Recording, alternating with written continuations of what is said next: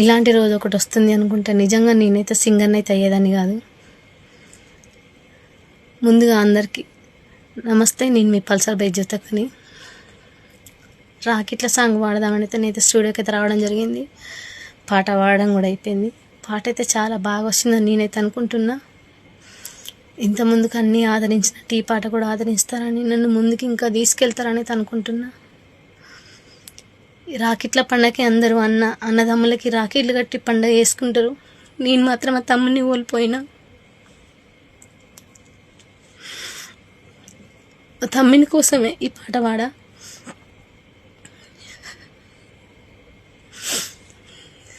తమ్ముడు చనిపోయి 8 నెలలు అవుతుంది. పోయిన రాఖీల పండగకుండు 3 సంవత్సరాల నుండి మా తమ్మునికి నేను రాఖీ కట్టలేదు. ఇప్పుడు కడదామన్నా వాళ్ళు లేడు. నాలాగా తమ్ముని ఓడగొట్టుకున్న ప్రతి అక్క చెల్లెలకి పాట అంకితం. 3 సంవత్సరాల నుండి మా చెల్లె భర్త చనిపోయింది.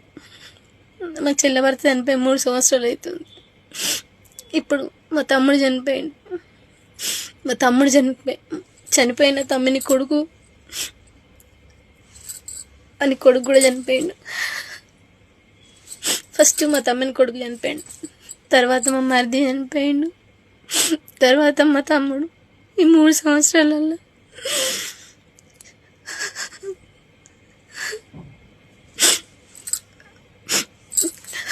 మాకు తండ్రిని కూడా లేకుండా చేసిండు భగవంతుడు. ఈ పాటను అందరూ ఆదరించాలని మనస్ఫూర్తిగా కోరుకుంటుంది మీ అక్క.